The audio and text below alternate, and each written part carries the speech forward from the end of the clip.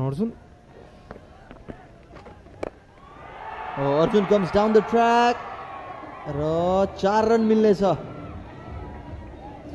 प्रयास त सम्भवतः 6 रनकै थियो, त्यो ग्लोरी शटको लागि गएका थिए, यद्यपि 4 रन भने मिल्नेछ अर्जुनलाई।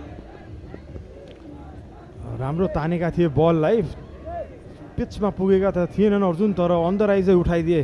राम्रो प्लेसमेन्ट मिडअनमाथि।